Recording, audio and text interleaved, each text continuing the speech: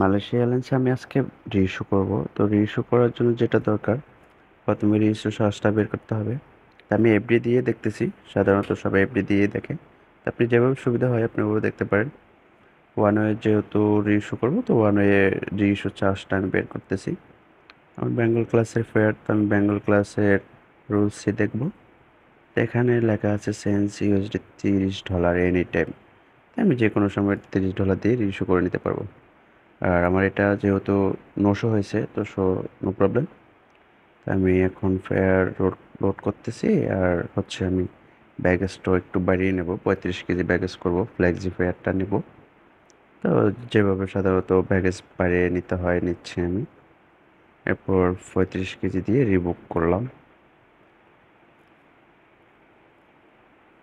তো এখন এখানে আমার ফেয়ার হচ্ছে নর্মাল ফেয়ার, যেটা ওটা ডিলিট করে দিচ্ছি, আর 35 কেজিটা রিসিভ করে নিলাম।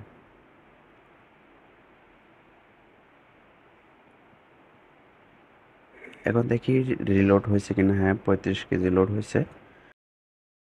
এখন হচ্ছে আমি রিইস্যু করব ডিসপ্লে বি1। এরপর ট্যাক্সগুলো ডিলিট করে দিচ্ছি। B one tax, sorry, BU tax 1 slash দিয়ে ডিলিট করতে হয়। তাই আমি প্লাস দিয়ে আরও দুই একটা অ্যাড করে নিচ্ছি আর কি। ট্যাক্স একসাথে ডিলিট করতেছি আর কি, 2-3টা করে। আপনারা চাইলে এভাবেও করতে পারেন, চাইলে একটা একটা করেও করতে পারেন। ওকে, দেখি ডিসপ্লে বি দিয়ে দেখি ট্যাক্স ডিলিট হয়েছে কিনা। হুম, ওকে। ওকে, আমার ট্যাক্স ডিলিট করা শেষ। এখন আমি রিইস্যু চার্জটা অ্যাড করবো। বিউ ট্যাক্স 1 স্ল্যাশ রিইস্যুটা বসাবো আর কি, $3300 অরেঞ্জ ডেল্টা। রিইস্যু করে হচ্ছে অরেঞ্জ ডেল্টা, যেহেতু 900 হয়েছে। ডিসপ্লে দিয়ে দেখলাম, ওকে ডান।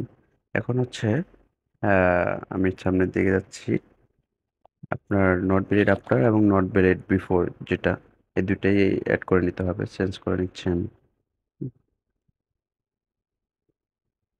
এরপর হচ্ছে ওকে, সব কিছু ঠিক আছে। এখন আমি রিইস্যুর বাকি যেই ফর্মুলাগুলো ওগুলো ইউজ করতেছি।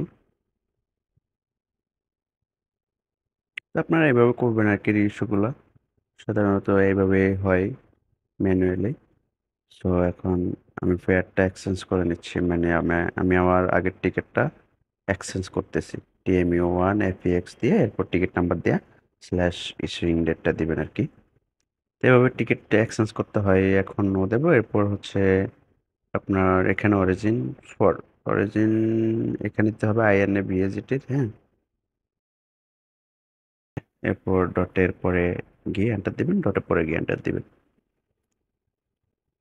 সো এখানে আবার হচ্ছে এফ,